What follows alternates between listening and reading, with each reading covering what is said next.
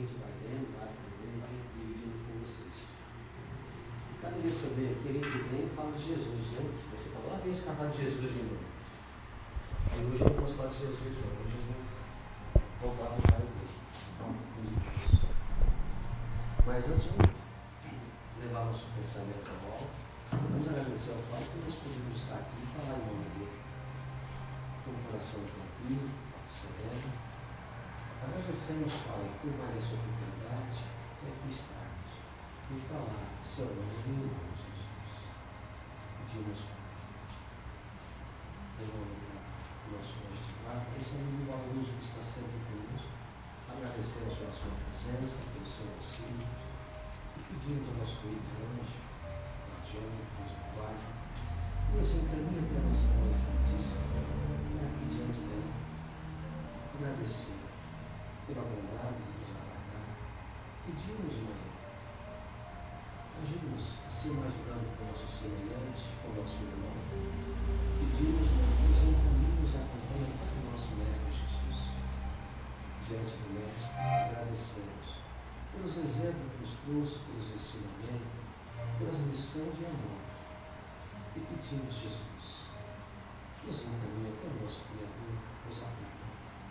Diante do Pai, de joelho com o Espírito. Agradecemos por tudo que temos, por tudo que somos. Agradecemos pelo dia de ontem, pelo dia de hoje, pelo dia de amanhã, com certeza. Agradecemos, Pai, com a oração que o nosso Mestre nos ensinou. A oração que diz que somos todos irmãos. A oração que diz que somos todos iguais. A oração que diz que não tem mais inimigos, somos iguais. Pai nosso que estás no céu, santificado seja o teu nome, venha a nós o teu reino. Seja feita a tua vontade, assim na terra como no céu. O pão nosso de cada dia dá-nos hoje. Perdoai as nossas dívidas, assim como nós perdoamos os nossos devedores. E não deixeis cair em tentação, e livrai-nos de todo o mal, porque teu é o poder, o reino e a glória para sempre. Que assim seja, graças a Deus e graças a Jesus. Graças a Deus. Todo mundo bem? Deixa eu fazer uma me coloco à disposição às vezes para responder. Né? Hoje eu vou fazer uma pergunta para vocês, não precisa responder não, é só se sentir vontade, se sentir a vontade, quiser responder, pode ficar à vontade. Como é que a gente entende Deus? A gente fala de Deus, como a gente enxerga Deus?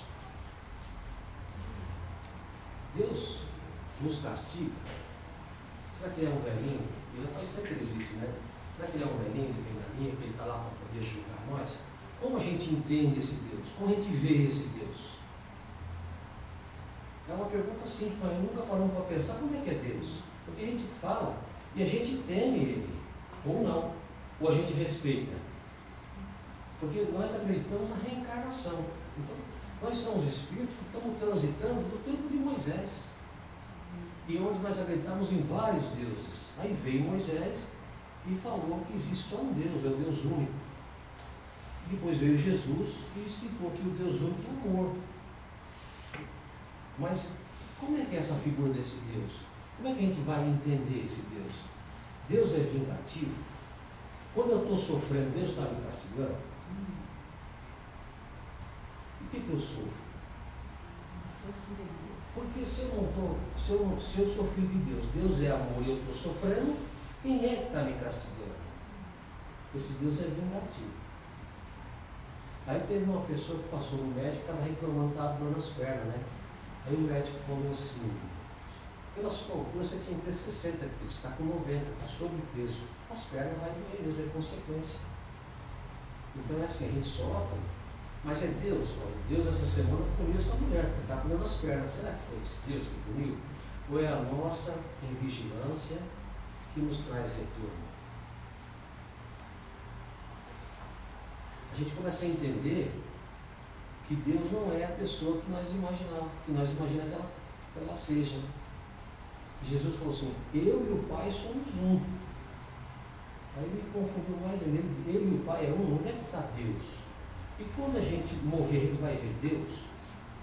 A gente tem essas perguntas E a nossa religião, ela nos ensina a perguntar por quê? O que acontece depois que o copo enche? A gente para só no copo encher, ninguém quer saber o depois. E a nossa religião explica, a filosofia explica. Depois que o copo enche, ele transborda. E a gente vai sempre buscando depois. O que vai acontecer depois da morte? Para onde eu vou? E com quem que eu vou? E com quem eu vou me encontrar?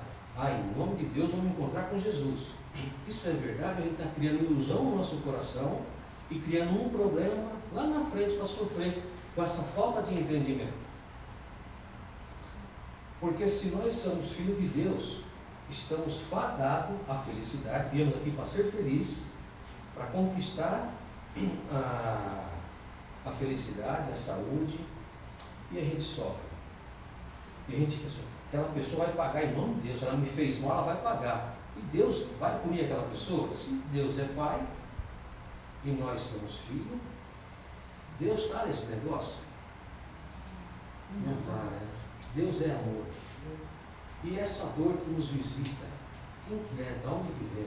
Aí a moça falou assim, eu perguntei, tudo bem com você? Ela, estou bem, graças a Deus. Por que você está bem? Graças a Deus, mas por que você está bem? Tem uma razão para você estar bem. Por que você está bem e eu não estou bem? Por que me dói o estômago e você está bem? Ela não soube responder. Ela está bem porque ela viveu bem. Ela cuidou da saúde bem. Ela está bem. Eu fui vigilante da minha refeição, me alimentei, hoje sou com o estômago. É Deus?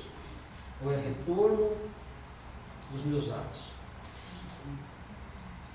Então esse Deus que a gente tem na cabeça, que a gente tem na mente, que foi nos ensinado, que esse Deus, se você fizer, esse Deus vai te castigar.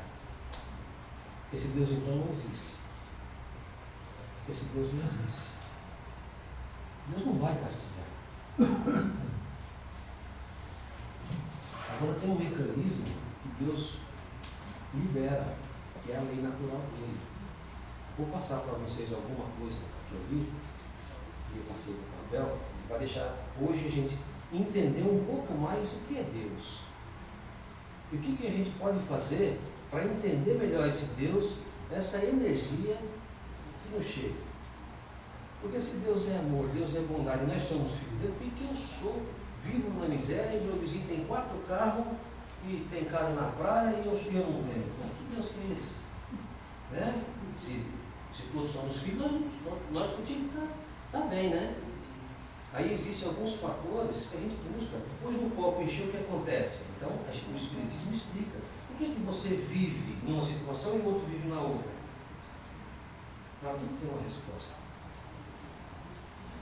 Os teólogos, eles ensinam, a própria igreja ensinou muito tempo, ensina até hoje, que a salvação, ela vem de fora para dentro.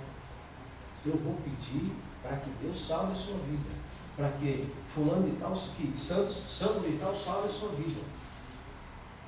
Hoje, graças ao ensinamento de Jesus, a espiritualidade nos trouxe a informação que a salvação não vem de fora para dentro. A salvação está de dentro para fora. Quando Jesus falou que eu e o Pai somos um, é porque nós temos poder de Deus. Olha só o que eu estou falando para vocês, gente. Nós temos poder de Deus. Porque eu e o Pai somos um, nós podemos fazer o que a gente entender de fazer. Em nome da bondade e do amor. A salvação está de dentro para fora. Então tudo aquilo que eu colocar para fora é uma energia, ela vai. E ela vai retornar para mim. E quando ela retorna para mim, qual foi a energia que eu liberei? Olha a responsabilidade. Eu e o Pai somos um.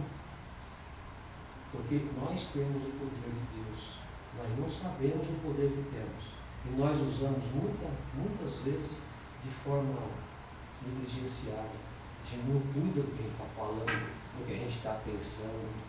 Então a nossa salvação, ela não está lá e vai vir nos salvar aqui não, gente. A nossa salvação está aqui conosco, dentro de nós. A partir do início do 3º milênio, a elite espiritual da cristandade está despertando para a verdadeira mensagem de Cristo. a redenção, que é a libertação do homem, pelo Deus vingativo, pelo Deus punitivo, e sim pelo Cristo interno que temos dentro de nós. Então, dentro de nós temos uma centelha, e essa centelha de Deus. Nós somos fruto da divindade. Nós podemos tanto quanto Jesus fez. A única diferença é que Jesus tem alguns milhões de anos na nossa frente. E nós não temos o entendimento dele. Mas ele nos trouxe muitas lições que nós podemos começar a colocar em prática. E começar a pensar diferente. Por quê? Porque a nossa pátria, ela não é aqui. A nossa pátria, a verdadeira pátria, ela é espiritual. E qual que é a preocupação da espiritualidade? É que a gente chega aqui com um objetivo, e a gente esquece o nosso principal objetivo, e a gente morre, desencarna. E a gente continua aqui. A gente continua aqui porque o nosso coração está aqui. O nosso pensamento está aqui. Olha só que texto que eu peguei do livro do Elucidade, do Paulo escreveu, Paulo de Tarso. Ele perguntou, a Maria perguntou para Tomé, como é que você enxerga os seus discípulos, como os seus discípulos parecem? Aí Tomé perguntou a Jesus, Maria me perguntou, como é que os seus discípulos, como é que nós parecemos no campo? Aí Jesus respondeu, parecem como garotos que vivem num campo que não lhe pertence. Quando aparece o dono do campo, eles desnudam, eles revelam a palavra de Jesus, o exemplo, o Evangelho, diante deles e deixam o campo. É assim que parece o discípulo de Jesus. O verdadeiro discípulo do Cristo se parece com alguém que vive em um campo alheio, exatamente como a